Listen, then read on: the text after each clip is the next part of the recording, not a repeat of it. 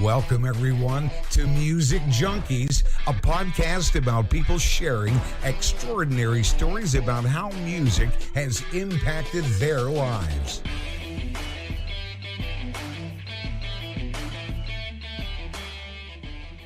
Hello, everybody. Welcome to Music Junkies. I'm Megan, the editor of this podcast, and I'm coming to you with Annette, the host of the podcast, and we're doing kind of a fun little interview as a lead up to season 2. We thought it'd be kind of interesting to delve into Annette's experience with the podcast, and just some questions that she asks people, so why not ask her, and then you guys get to find out a bit more about her. So there you go. That is today on Music Junkies. And the crowd goes wild, yeah. We need some sound effects. I'll put them in later. That's my job. Oh, dear. Alright, so Annette, first question off the bat. Why did you start Music Junkies? Yeah, that's a great question. It was during COVID, and a little bit before COVID, I was looking... I actually, to be honest, I always feel like I've never really been that creative. I've been told, hey, you should use your creative side. I've never really did that before. Yeah. But I've always loved music. And I was trying to think of what I could do that would be creative. And so I talked to one of my girlfriends who I have known for 30 plus years. And I thought, hey, we've kind of had a crazy upbringing. Wouldn't it be fun to do like a podcast together? And we could just like talk about our crazy life experiences. And it just never came into fruition. She was busy. Her life is kind of different than mine, taking care of kids and all of that stuff. And then I talked to my daughter and I said, why don't we do something? And we were going to really talk about like have people on the show that have maybe had like a very crazy story or something weird that has happened to them. So I started down that road and put out an ad on Kijiji, and I started getting like all this dramatic, crazy stories, and I was like, you know what? I don't fucking know if I want to go down this rabbit hole. Yeah. At all. So I kiboshed that, and then me and my husband were sitting at the table having a glass of wine, and we were literally going through a playlist, and I was picking a song, and he was picking a song, and he's like, remember when we did this? And I was like, remember this song from this? And Tyler's like, you should do the podcast on this, on people's playlists. And I was like, yeah, that'd be really, really cool. Mm-hmm. He's like, let's go do it. So we literally came into the office and recorded our first episode. I had no questions. I had nothing. If you watch the first episode, it's me turning turning and looking away. Yeah. And coming up with random questions. But I loved the idea of it. Mm-hmm. And what I love the most is that every single person that I asked said yes. Yeah. It's like, yeah, that's such a great idea. Music has influenced my life on this, or I have a story about this. So it just kind of happened. Yeah, I think one of the best ways that I've heard a guest describe, and this will be coming up in season 2, was Indiana Gregg. She described it as music being a calendar of people's lives because you associate those memories with music so much, right? Like I remember road trips from being a kid where there's certain albums that we would always take on a road trip because that was road trip music. So like I can see parts of highways in BC with that music because it was always there. Like, it's such a cool thing that you've turned this into a podcast because it does dig up those memories for people. Yeah, the good, the bad, and the ugly. I love it. Yeah, exactly. So I think it's really cool to see, and getting to edit these episodes, it's really cool to see just how nostalgic it makes some people, and how, like, I bet they haven't told this story to someone in years, and suddenly it's like, oh, I'm bringing this up on a podcast randomly. It's so cool. It's really cool to just watch them be in that memory too. Like that's my favorite part, is watching them share the story, them imagining themselves right there and experiencing it again. And I love that the podcast is all about them. It's not about me. It's not about me sharing stories or anything like that. It's just, and I love that it's just all about them. So after when we're done, I love that they love that experience. Yeah, it's almost like a a weird release. Like it must be like a nice shot of serotonin for some of these people to like relive those happy memories. And I mean, some of them aren't happy, so that would also, but it's probably like freeing in some ways to get that out there and talk about it. It'd be like having a psychologist visit in some way. Yeah, and I like even before, because now they have to go and put their playlist together. Mm-hmm. So they have to go down many rabbit holes and figure out, okay, do I want to share this story? Yeah. This song leads to this song, this song leads to this song. Mm-hmm. And yeah, it's really cool. I love it. Yeah. All right. Second question. What was it like you mentioned a little bit of how no one said no to you. What was it like starting out, and you mentioned again this a little bit, starting out a podcast, like finding what platforms you wanted to use, technical difficulties, any of that stuff. How was that experience? You know, it's kind of funny because I feel like I got really lucky. Right? So here I started this podcast and I had all of these episodes. I didn't even know if I was going to release. I actually started in June. I started recording June in 2021. And I had up to about 30 episodes saved. And I didn't really know what to do. And when I was interviewing people, I said, hey, after the interview, I'd say, hey, I don't even know if this is ever going to go live. I just like the concept of just interviewing people. And I love the fact that I could find out in 40 minutes or an hour so much more than I could with people I've known for 15, 20 years. Yeah. Right. And I felt like it just put me on a different level of intimacy with them, really. Like I felt like pleasure to be able to share those experiences with them. So I did have a friend that had a podcast, Pursuit of Happiness, Ben Spangle. And so I reached out to him and I said, obviously, we're in the same business. Yep. Do you have an editor? And he goes, yeah, I have this awesome guy, and he was in the States. And so I got a hold of him and he started editing my videos. And then I ran into another lady that did a podcast. I reached out to her and said, hey, do you want to be on my podcast? And she became my editor, right? So she kind of like, hey, you got to do this, you got to do this, you got to do this. So I was doing all of kind of what she told me to do, right? And then I hired a writer, right? Yeah. So, because I found that it's a lot of work, right? Yeah.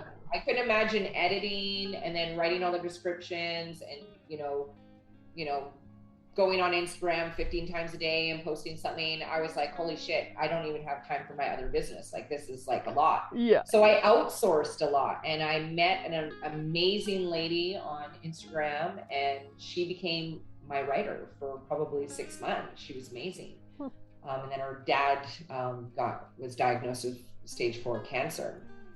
So then I had to kind of take that role on of writing. Yeah. And then my editor said, hey, I'll help you write. So I've been really, really lucky that I haven't had to do too much. I just pay people. I just paid people. I just pay people to do it. I feel like that's the best way, and I trust their judgment. And I love, like, even having you as an editor as well. I love working with people that have ideas. I have no idea.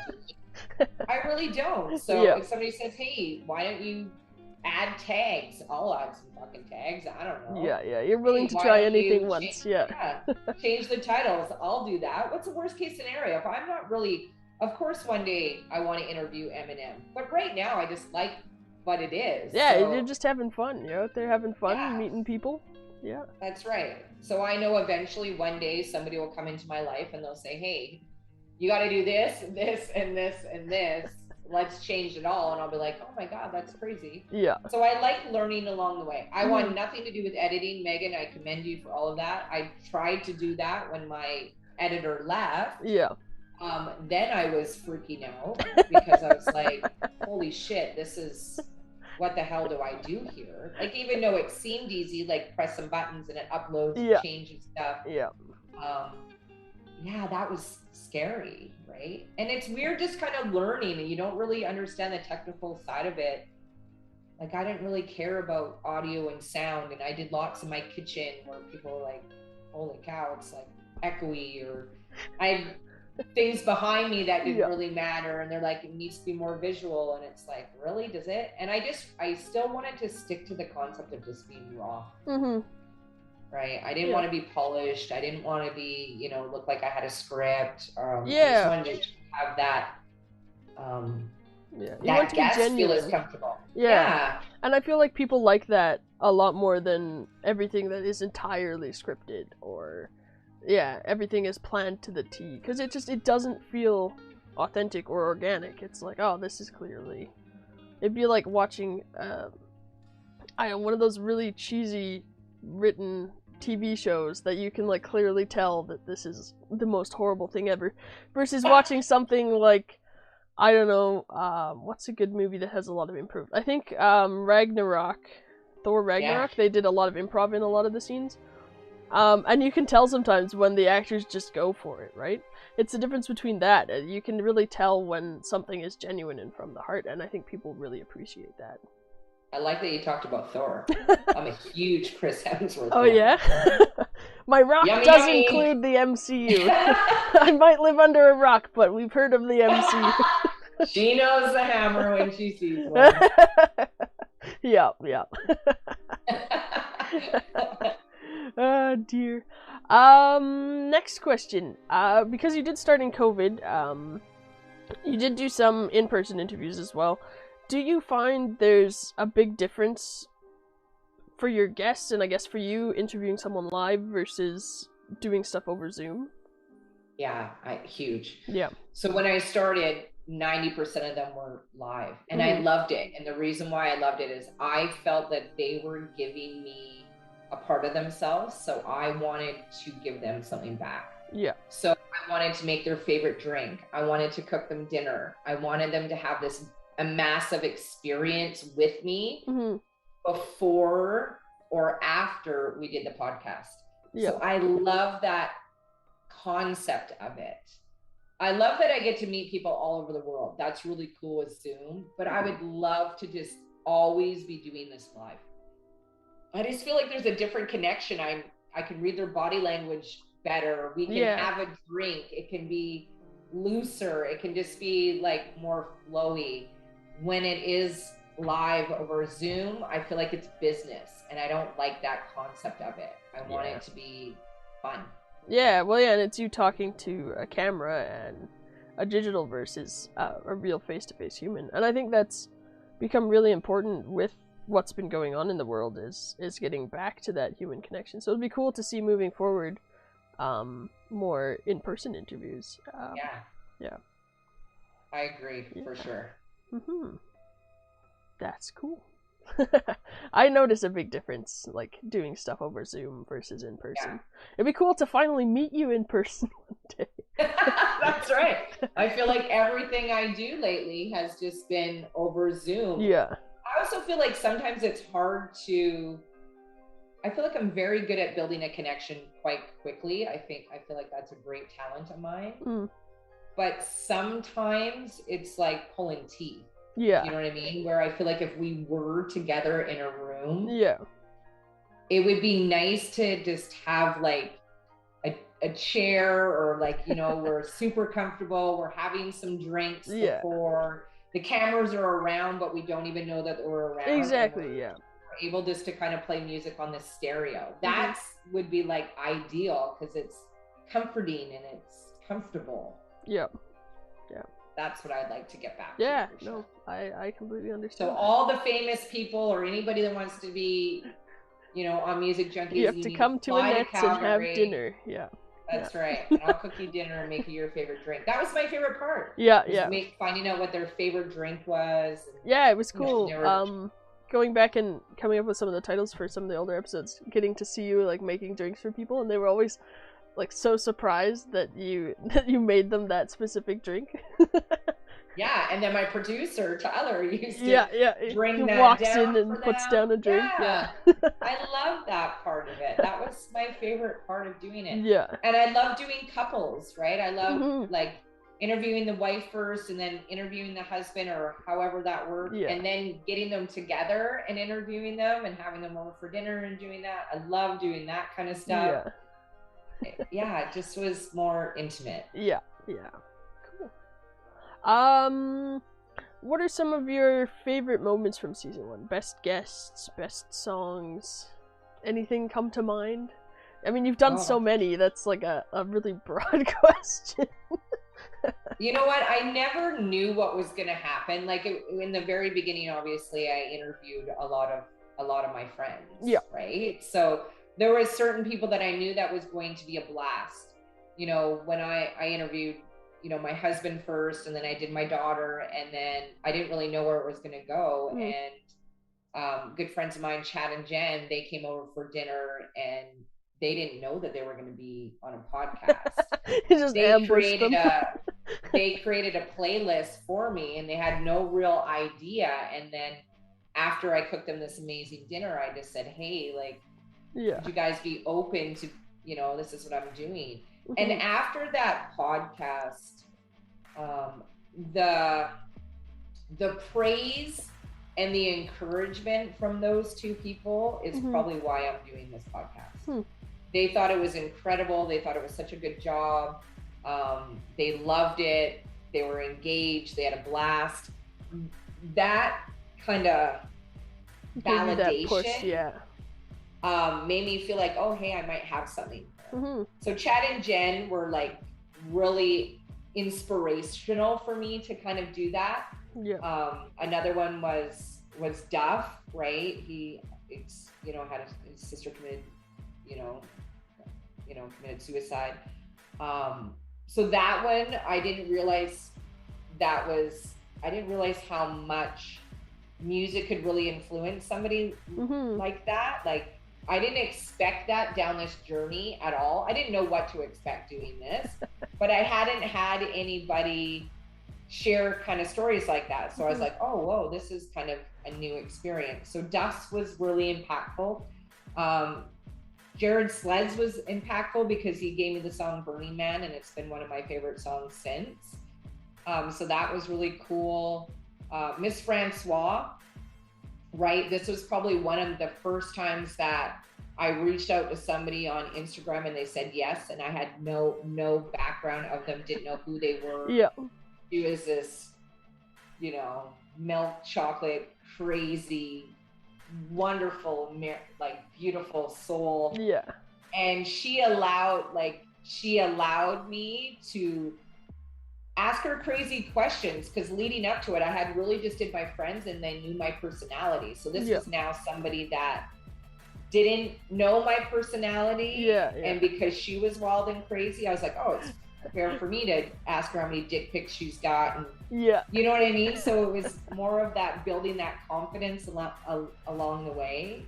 So there was so many that were impactful, but those are the ones that really kind of stand out for me, for sure, because I feel like it's just kind of different stages, stages in my, and now I look at how many people I'm interviewing, and I go on Instagram on a daily basis, and there's 5 to 6 messages a day from fans that want to be on the podcast. Hey, I seen this person. Hey, I seen this person. I would love to be on your show. And that always feels good, and I'm gonna accept everybody, really. Like, I haven't said no to anybody. Because why? Like, exactly. You gotta at least give them a chance. I don't like, you could have a really cool story. And, if you want to share it, and I don't have to go bang down doors and ask for people to be on the show, then why not? It makes your life easier. That's right. No siege weaponry needed. That's right. That's right. Brent Tyler was really cool. He's a Canadian artist, and he's like 7 foot tall, right? So, and we did that live, and it was pretty cool to make him a bourbon drink, and that was like a really, really cool experience. My girlfriend Tracy Germain, who was super nervous, has never really been in front of a camera, does not like the limelight at all. She was a blast, right? Yeah. And she was super open and willing to kind of just be herself, which I absolutely love.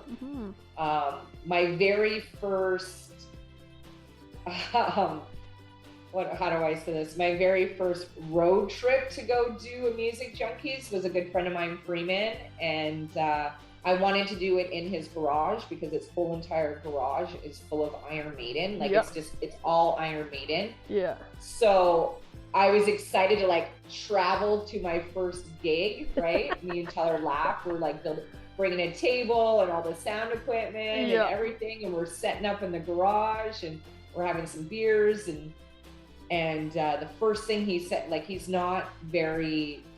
like to talk about sex, right? So I said, you know, if there's anything you don't want to talk about, just let me know. He's like, I don't want a lot of any sex talking at. I'm like, okay, whatever. I respect that. Well, but if you listen to the podcast, the whole entire podcast is about Freeman's dick and sexuality and gay guys hitting on him and stuff like that. So it's all sexual. And then at the end, he was like, that whole podcast was about sex. It just went that way, right? So I loved that. That was, you know, and then I interviewed these two guys, the Anything Show and Andrew's Lifestyle of a Gay Black Boy. These guys were absolutely hilarious. These two guys were like the first time that I ever reached out or, you know, to another podcast, first time I ever had like two people on a podcast. And they were hilarious, like super funny. And I think my confidence was just building more and more and more. There were so many good ones. Like that Tim Lagman, right, was out of control. He was, you know, obviously an escort turned sex educator, right?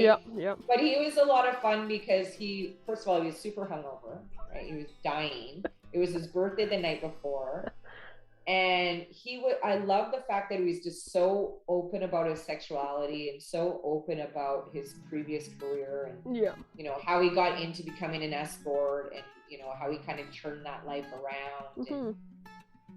And that was my only episodes that got banned on Instagram. Like every time that episode, like a clip came out or anything to do with him, it was banned. Right? They shut down my account. They deleted, like I did all this work, like 3 months work on my planner. They deleted all of that, was all gone thanks to Tim. They're like, we're banning this chick. We're taking all of her social media pre-planned stuff. So that was a rough one, but it was still a lot of fun as well. The Mighty One, right? That was awesome. And I think because my girlfriend Brandy, who was a really good one too, she was a music promoter. And we did that one live. And I just appreciated her so much. And she was so much fun and open and really encouraged me. And she has sent me tons of artists to interview, which was really cool. And one of them was the Mighty One, Tim, and he was phenomenal. And yeah, there was just so many. Like all of them have like a special place in my heart because there was a reason why I reached out to these people, or when they reached out to me, there was no question when I kind of looked them over and wanted to like have fun. Right. Like the Heavy Metal Horror Show, that was the first time that I had, you know, I was nervous. There was 4 of them. I didn't know how we were going to kind of like maneuver this stuff, but they liked heavy metal. So it was really, really good. And, you know, Derek Germain's, you know, here I drove all the way to St. Paul, like past St. Paul to go do this interview because I wanted to do Derek's live.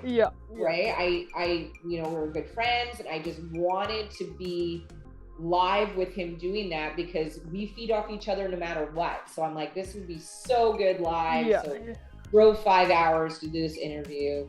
And after 2 days of heavy drinking, we finally did it because he was nervous and he shouldn't be nervous, but he was nervous. Right. And then we got liquored up and he's like, let's just fucking do this because it's not going to get done if we didn't do it. right? So That's there's been great. so many amazing ones, and really the first one with Tyler, right, where I was all over the place, had no idea what I was doing. Yeah. It was just And it taking was that just leap so of faith natural. and actually just doing it. Yeah. But I do love the live ones. I love every single one of my guests. I could talk about every single one of them, about Yeah. a story that they had, or before the conversation leading up to it. And there's a really cool story with this Rich Chambers, and I was having a really shitty day. I just was having a shitty day. I had a person that I interviewed on my show emailed me and said, hey, listen, I don't want to be affiliated with your podcast. I don't want you to put my podcast out. And this was somebody that we had collaborated together, and we were going to do some billboards together in Calgary and all this stuff. And he felt like my podcast was too sexual, and it was too bad. And the reason why it was really sexual that week was because Tim was coming out, and he was a sex educator. So he had this preconceived notion of who I was. So that really fucking pissed me off. Thanks, Mike. Yeah. Anyways. And so I was going through this, and Rich Chambers just sent me this beautiful email about wanting to be on the show, and he loved it. And I was just like, he just changed my state completely. Yeah. So I emailed him back. I said, I'd love to have you on the show. You changed my state. I can't wait to meet you. So he was instrumental in that day, and I look at, even Bob and Miles, when I was going through that too, I sent them that little email that guy sent me. And I'm like, go splash this on your radio show. Go make some commentary from it. So I feel like all of these people intertwined, we've had some deeper connection with, which has been really, really cool. Yeah. I think that was a long-winded Bob question. and Miles was probably my favorite episode to edit so far. Oh, that was the first time I've never seen somebody. So imagine doing a podcast with a fucking picture, and I'm like, what is happening? Are they seriously not going to show their face? Yeah. And they're like, Annette, we never show our face. And I'm like, this is weird. And then at the end, if you stay to the end, you'll be grossed out because Miles is showing his belly. It's a lot. But I can make people do weird, crazy, creepy things. Yeah. Right? Yeah. So it's it's awesome. Yeah. Oh dear. Yeah, that was a great one. If you could have anyone, I guess they have to be alive because you can't interview dead people. But if you could have anyone on your podcast in season 2, who would you really, really want to interview? Oh, that's a good question. Ooh. So the reason why it's such a good question is some of the things that I've kind of noticed. Yeah. I need to have somebody that is okay with sharing something and not concerned about what will happen on social media. Yeah. That is the biggest thing. That is what makes my show good. Yeah. And I've noticed that. I've interviewed people where I can tell right away up front how far I can push the questions. Yeah, yeah. And the reason being is that they're worried about backlash, what people are think on social media. So for me to say, I need somebody raw and real. So it'd be somebody like Pink, right? I feel like she would be very open. I feel like she has been very open about whatever. Madonna, right? Where she wouldn't give a shit what she talked about. Eminem probably wouldn't give a shit about what he talked about. So it'd have to really kind of be those types. If I was thinking famous, it would have to be those types of people that didn't care what they said and weren't worried about the outcome. Yeah, they filtered themselves a bit less. Yeah, right? Yeah. So it would have to, and it didn't have to be anybody famous, but that is the type of people that do well on my show, where they're not afraid to say something. I haven't had a lot, but I've had a few people come to me oh, shit, I forgot that I actually said that. Can we edit that out of there? Yeah. And that sucks, right? I don't want to edit it out there. First of all, I feel like in the beginning you have full control of the music that you pick, right? Yeah. So you're picking the songs, that bring up those memories for you. I don't know those memories, right? Yeah. And then I give you an option in that podcast to pass on a question. So if you don't want to pass on a question and you answer a question, yeah, that's kind of on you. Right? Yeah. So now I'm getting people to sign a release waiver, right? Because I'm like, hey, listen, that story that you shared or that thing that you shared is really good, right? And if you didn't want to share it, you shouldn't have shared it or picked it or talked about it. Yeah. And I don't really care about social media. So whatever, like I just go fucking block them. Like who cares? Yeah. Yeah. Like why keep them on there? It just doesn't make sense to me. If you know, if somebody's like grinding me about something, fucking block. See you later. Like, yeah, and life's if your too short. friends can't laugh at what you say, then they're probably not good friends. Yeah. So I struggle with that. And it is a great question, but it's more of like who I'm the really personality looking. type, yeah, versus a Because they don't have to be specific famous. person. They can be anybody. Yeah. Yeah. Right? They just have to have like an open personality. They're okay to share. And again, I'm not stupid. I can read people pretty well. Like you'll notice podcasts where I don't talk about sex at all, or I don't talk about any profanities at all, or anything. Because I've already kind of read them before. I can read them on their playlist. I know when I'm getting like holy fuck. Like, I don't know where this one's gonna go. Yeah. Right? Yeah. So like you kind of can tell by their music. Cool. I don't know if that answers your question. But... Yeah, no, that's great. That's great. It does make sense that it's more of a personality. Like this gravitates you more towards a guest than something else. It's huge on personality. Yeah, sure. just because your podcast is, as we talked about earlier, it's so raw and organic. Like you need that authenticity to come along with it. Yeah. All right.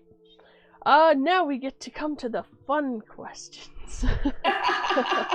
On all of your podcasts, you seem to ask everybody this: what is your biggest pet peeve? Oh, it's like the star question. I know. We should do a little edit video of all the pet peeves. That would be hilarious. We could. I hate fucking people chewing food. Like if I can hear you chewing food, that drives me up the wall. And I'm a quiet sleeper. I I need the room black. Yeah. I don't want to hear you puffing. I don't want to hear you breathing. I don't want to hear any of that stuff. So does Tyler sleep in another room then? I sometimes do. Yeah. Tyler snores, breathing too and now loud. I've got him all the way to a mouthpiece. Yeah. So now it's like, if he puffs, I'm fucking losing my mind. I need to go sleep in another room, or I'm like, stop fucking puffing. Lose it. I can't handle it. Nice. I like those are my two biggest ones. Yeah. Is quiet during sleep, and I do not want to fucking hear you chew at all. So no eating carrots around you. Carrots are bad. No. It's like, don't you have any insulation in your mouth? Like, why can I hear you? Oh dear. It's true. Yeah, it's true. If you can only listen to one album or artist for the rest of time, like you were banned from everything else, who or what album would that be? It would probably I'd be able to listen to Motley Crue forever. Yeah? Yeah, I think so for sure. Yeah. I think a lot of their older stuff I love, like from, Kickstart My Heart down. I don't know a lot of their brand new stuff, but they've been my favorite band of all time. Like, absolutely. Yeah. I don't think I could ever listen to one song for the rest of my life because I love too much music. I would probably kill myself, but I could probably listen to their albums forever. Yeah. Well, maybe. I don't know. It's hard to say. Yeah. Like, I do like a variety of music. Yeah. But I'm going to say Motley Crue. It's the first thing that popped in my head. I'll have to Google them. I don't actually know what that is. Motley Crue, that is so awesome. I might recognize their songs, like if I heard them. I probably heard them on the radio or something, but like off the top of my head, it's like, who is that? And I feel really They bad. would be my ultimate band to have on. Yeah. For sure. For sure, 100%. I would love to have Nikki Sixx, Vince Neil, Mick Mars, Tommy Lee on the show. For sure. It'd be awesome. We need to start like spamming them on Instagram every day. Yeah. Come be on the show. Be on the show. Yeah, we'll just set it as an automatic message to send. Yeah. That's right. Start putting it in billboards in their hometowns. Be on Music Junkies. That's right. You haven't made it unless you're on Music Junkies. Yeah. That would be great. What is your best live concert experience that you've been to? Oh. Tough one, huh? That would be a tough one, but honestly, again, I'm gonna say Motley Crue. They put on and I'm going to see them in September, but they put on a phenomenal show. Like, you're not just going to see a band play, you're going to see a show, right? But Pink was fucking phenomenal too. Like, watching her do acrobats through the whole entire show, like that's amazing. Prince was like, I love Prince. Prince was phenomenal. There's been so many, like, I love going to see concerts. Like, I love it. I love going to see shows. There's been so many. My first was Iron Maiden. I was like 13. That was like an incredible show. Yeah. AC/DC, like so many.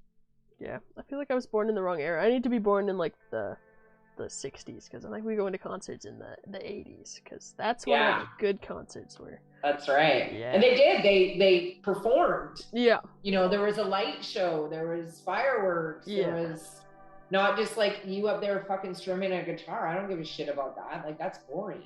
Like, I'm gonna need to get drunk or high. Yeah, you need the whole experience. Yeah. That's right. It's so true. And then I guess my last question that I have, unless I miraculously come up with any others off the top of my head, is words of advice for people who want to start a podcast, just starting out a podcast. I know we kind of talked about your origins a bit, but just anything that you think someone should know if they want to go down this rabbit hole. Don't be easily swayed, right? If you want to do a podcast, however you want to do it, I'll use mine for example. I wanted to do a podcast that was raw and real and authentic and off the wall. And when I got that discouraging email from that gentleman that didn't want to be affiliated with it, it made me spiral. It made me feel like I was doing something wrong. It made me feel like, oh, maybe I shouldn't go down this road. And I got some words of advice, that said, hey, just go be you. This is what's going to make you happy. Mm-hmm. And that was the biggest thing. If you're going to start, just do the podcast that you want to go and do. Stop worrying about, is it going to make money? Stop worrying about if people are going to listen. Stop worrying about all of that stuff. You need to take all of that away. If you like doing it and you're getting into it to do it, then just do it. Yeah. Don't worry about all the other stuff. Mm-hmm. And I think too many people change, right? I think too many people, they stick to I'm going to start one podcast, and then 6 months later, that one didn't do well, and then I'm going to start another one. And because I had so many episodes in the pipe, mm-hmm. I haven't been able to release some of them because some of the people that I have interviewed, I can't find anymore, right? Like, they're just gone, right? Where they have started a podcast and now they're just magically gone. And that's sad because they seem to like it and enjoy it and have fun. And so, just if you go pick something, just stick with it. No. Right? You can change and maneuver, but don't allow somebody to be a fucking dream stealer, man. Cool. They're your dreams. You go after them. Don't allow anybody to step in there. Yeah. You know what's right and wrong. You know what to do. Just go do it. All right. Great advice. I think that's good life advice too. Yeah, I agree too. Be yourself, Yeah, just be happy with the skin that you're in. Yeah. Stop worrying about what everybody else thinks. And that's the downfall of social media. Yeah, it's what everybody else thinks, yeah. Yeah, and I think it's a downfall of podcasts too. Mm-hmm. They think that they're not amazing because they only got 400 followers, or they think they're not amazing because they only got 3 likes on their picture. Yeah. You know, and that's sad. Go look at stuff. I had said this to my daughter the other day. I said, you know, I'll use an example of, you know, like a superstar, right? Like say Garth Brooks. He doesn't post on social media, but let's say, I don't know, like like Pink or something. You know, she'll do a post and there'll be like 9 million likes, right? Which is cool. Mm-hmm. But then there's only like 4,000 people that make a comment out of 9 million people, right?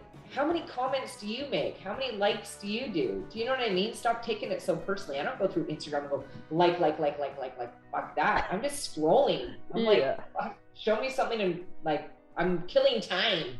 It has nothing to do with you. I'm bored. Yeah. Right? So stop thinking it's like, oh my God, my picture didn't get liked, or oh my God, they didn't listen to my podcast. It's like, no, people are just bored. Yeah. Right? It should be a thing for you first. Yeah. Not for anyone else. Yeah. If it makes you happy, then you go do it. Yeah.